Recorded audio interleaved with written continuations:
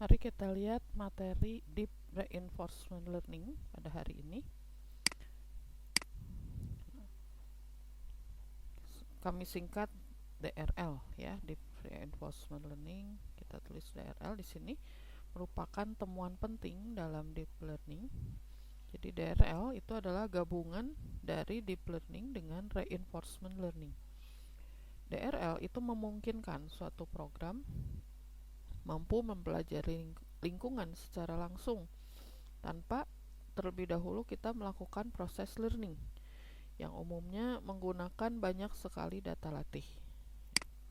Nah, program berbasis DRL itu mempelajari lingkungan berdasarkan reward, hadiah atau imbalan, positif dan negatif dengan cara memaksimalkan kumulatif reward atau hadiah atau imbalan yang berhasil dikumpulkan secara kumulatif.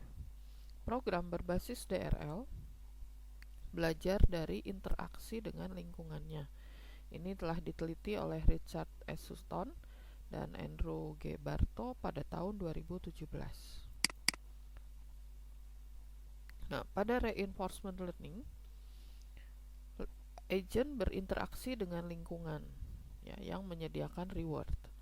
Setiap aksi yang dilakukan oleh agent akan memberikan perubahan pada lingkungan dan akan mendapatkan reward berdasarkan aksi yang dilakukan. Nah, tujuan dari reinforcement learning itu adalah menemukan urutan aksi yang dapat memaksimalkan total reward yang diberikan. Nah, ini adalah gambaran besar dari DRL. Jadi, agent dia akan melakukan aksi tergantung dari lingkungan yang ada. Kemudian di sini akan diberikan reward ya, dan keadaan berikutnya seperti apa sesudah si agent tadi melakukan aksi. Ya, jadi reward dan state berikutnya gitu. Itu akan ditampilkan. Kemudian agent akan belajar lagi, akan melakukan aksi lagi. Begitu seterusnya sehingga akan terjadi pembelajaran sendiri. Nah, pada reinforcement learning, agent berinteraksi dengan lingkungan atau environment. Ya, setiap langkah nanti environment itu akan memberikan respon kepada agent dalam bentuk state. Ya. Kemudian agent melakukan aksi untuk merespon state yang sudah diberikan oleh environment tadi. Kemudian dari aksi yang dilakukan oleh agent, nanti environment akan merespon dengan next state berdasarkan aksi yang dilakukan. Serta dia memberikan reward ya dari aksi yang dilakukan oleh si agent tadi. Nah, tujuan dari agent itu adalah untuk mempelajari optimal policy ya atau control strategy. Kita singkat dengan lambang P yang memaksimalkan total reward yang diharapkan ya, baik kumulatif maupun discounted reward. Nah, tantangan pada reinforcement learning itu adalah agent dituntut untuk melakukan langkah trial and error ya, untuk mencapai tujuan yang memaksimalkan total dari reward tersebut. Nah, secara formal nanti RL ini dapat digambarkan dengan Markov Decision Process, kita singkat MDP ya, yaitu serangkaian state, kita singkat dengan S, serangkaian aksi A, kemudian transition ya, yaitu transisi pada saat state T plus 1 itu terjadi pada saat sudah terjadi state T dan aksi T ya, yang memetakan state berikutnya jika kita berikan state saat ini dan aksi yang dilakukan. Kemudian ada fungsi reward ya, reward R di sini yaitu tergantung dari state, aksi dan state berikutnya. Nah, kemudian ada faktor diskon gamma ya, nilainya antara 0 sampai 1. Secara umum jika MDP bersifat episodik atau state selalu di reset ya setiap kali mencapai rangkaian state, yaitu state sepanjang T, maka rangkaian state, aksi, dan state dalam satu episode itu merupakan sebuah lintasan dari sebuah policy. Setiap satu lintasan dari policy itu akan mengakumulasi reward yang diperoleh dari environment dengan fungsi R. Jadi ini adalah jumlah ya, reward total itu adalah jumlah reward setiap aksi ya, tergantung dari T dari 0 sampai T-1. Nah, secara matematis nanti optimal policy atau P bintang ini kita tuliskan sebagai nilai argumen maksimum dari R reward ya pada saat policy atau policy sebelumnya dilakukan. Nah, kita akan lihat algoritma pembelajaran dari reinforcement learning.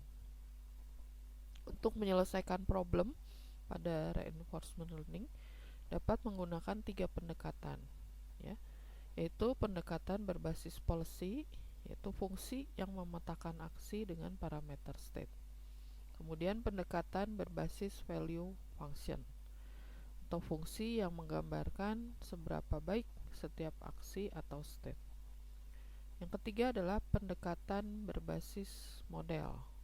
Agent akan memiliki model yang merupakan representasi dari environment dari sudut pandang si agent.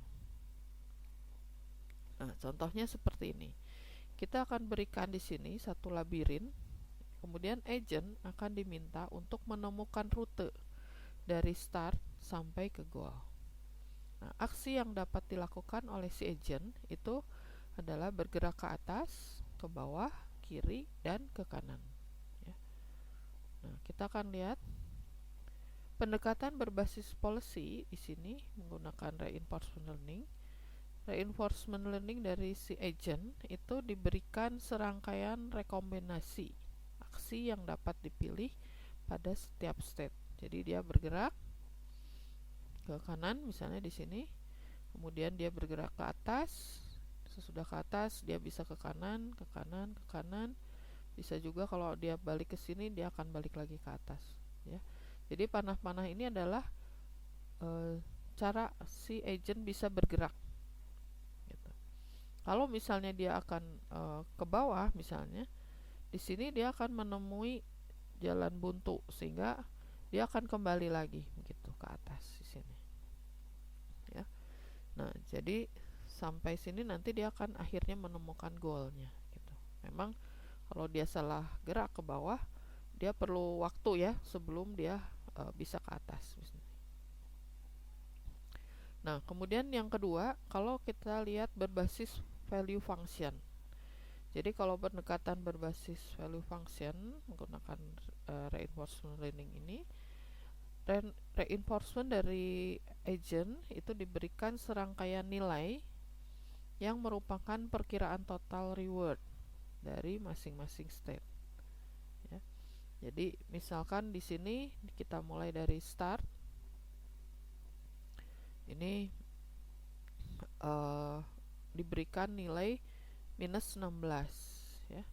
Kemudian kalau dia bergerak maju berkurang nih minus 15.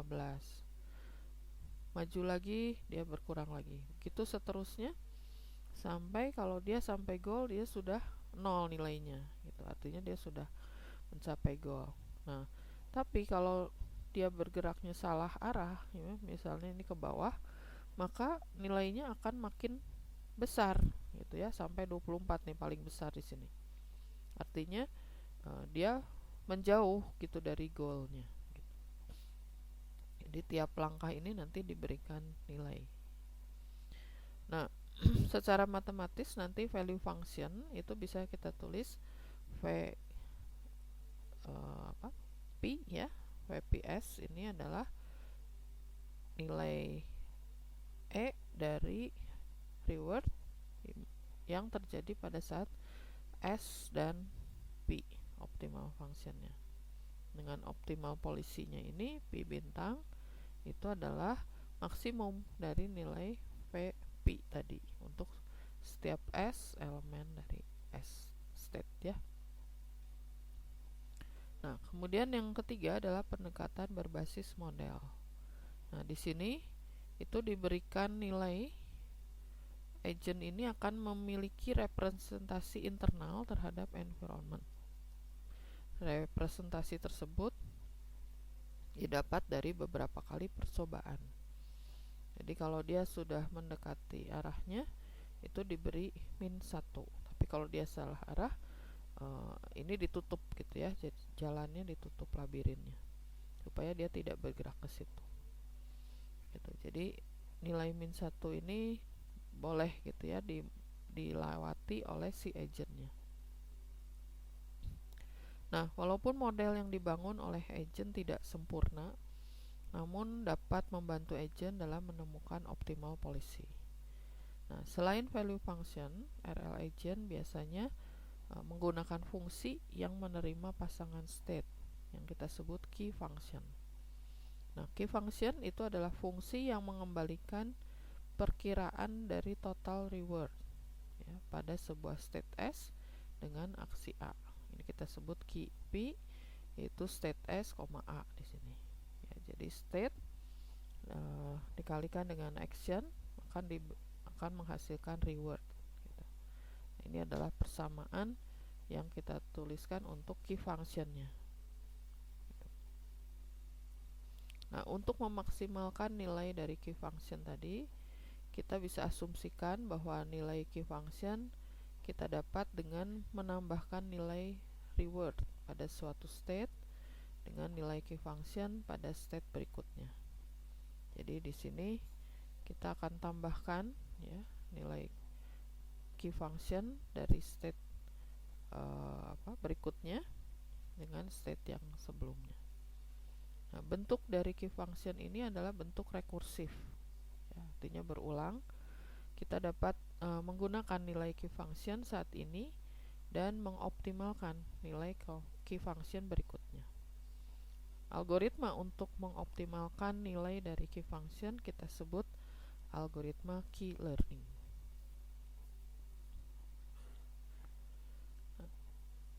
Algoritma key learning bisa kita lihat seperti ini. Jadi pertama kita inisialisasi key function yaitu pada state dan aksi A.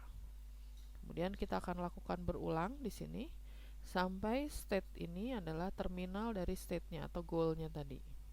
Jadi untuk setiap episode ini kita inisialisasi state S, kemudian kita ulangi repeat untuk setiap langkah dalam episode. Pilihlah action A dan S menggunakan policy yang diturunkan dari key function tadi. Ya, misalkan saja pakai algoritma agree. Nah, kita ambil aksi A, kemudian observasi reward dan state berikutnya di sini. Ya, key function di sini dan state berikutnya. Nah, nilai alpha itu adalah learning rate. Dalam implementasinya, fungsi key function state S, A ini kita implementasikan dalam bentuk tabel untuk menyederhanakan kompleksitas dari algoritma key learning. Nah, berikutnya kita lihat deep key network. Jadi jika representasi dari state dan aksi yang dapat dilakukan itu sangat banyak, maka algoritma key learning konvensional itu akan jadi sangat kompleks. Ya, dalam kasus ini kita butuhkan pendekatan berbasis deep learning supaya key learning ini dapat memproses kasus dengan jumlah state dan jumlah aksi yang sangat banyak. Penggabungan dari key learning dengan skema deep learning itu menghasilkan algoritma pembelajaran baru yang kita sebut deep key network atau DBN. Ya, ini ditemukan oleh Arul Kumaran pada tahun 2017. Mekanisme dari DKN itu adalah mengganti tabel key S, A ini yang ada pada algoritma key learning konvensional dengan sebuah neural network yang mencoba untuk memperkirakan nilai dari key neural network ini dan berperan sebagai fungsi aproksimasi yang dinotasikan dengan key S, A theta. Ya, theta ini adalah bobot dari neural network. Nah, kemudian ini adalah loss function dari DQN, ya, didefinisikan sebagai ini. YK ini adalah kita sebut nilai target, ya, nilai target dengan rumus seperti ini. Dalam proses update bobot dari DQN itu kita rumuskan dengan theta seperti ini. Alpha ini adalah learning rate-nya. Karena nilai target dari DQN harus menghitung nilai Q maksimal di masa depan, maka DQN itu harus menghasilkan beberapa prediksi nilai Q sebelum sekaligus untuk menghitung nilai targetnya. Nah, arsitektur DQN adalah seperti ini. Jadi state, kemudian masuk ke jaringan, ya. Kemudian ada nilai key value 1, 2, dan 3. Jadi input DQN ini adalah state-nya dan outputnya adalah nilai key. Nah, untuk policy gradient, algoritma Q-learning ini dapat berjalan dengan baik, ya, dengan kondisi policy yang bersifat deterministik. Namun hal ini tidak berlaku dalam kondisi policy yang bersifat probabilistik. Jadi untuk probabilistic policy itu kita definisikan fungsinya adalah seperti ini. Ya, Ps, A ini adalah S dengan aksi sehingga menghasilkan nilai 0 di antara 0 sampai 1. Nah, Ps, A ini menggambarkan probabilitas aksi A dilakukan jika diberikan state S. Nah, algoritma policy gradient atau PG ini menggunakan pendekatan berbasis policy untuk menyelesaikan problem RL dengan cara langsung dan mencari optimal policy tanpa menggunakan value seperti Q-learning. Nah, sama seperti DQN, nanti algoritma PG ini memberikan parameter bobot, ya, dengan fungsi policy seperti ini. Nah, formulasi dari PG ini dapat bekerja dengan baik pada kondisi ruang aksi yang kontinu. Misalkan pada kendali sebuah kendaraan yang tidak hanya mengatur arah gerak, namun juga seberapa cepat kendaraan itu bergerak dan seberapa besar putaran dari kemudi kendaraan. Ya, jadi PG ini mendefinisikan fungsi J theta sebagai fungsi objektif dari PG yang memaksimalkan total reward dari polisinya. Nah, algoritma PG ini mencari nilai maksimum, ya, pada J theta ini dengan pendekatan gradient descent terhadap nilai parameter theta.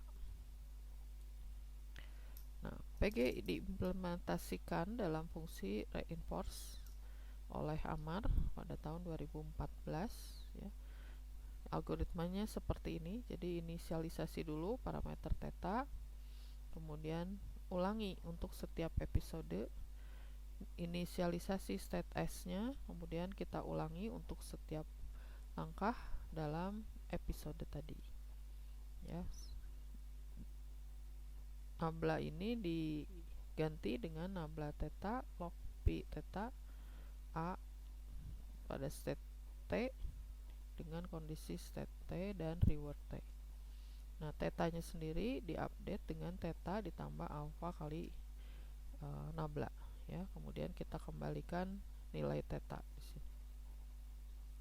Ya, begitu nilai policy dari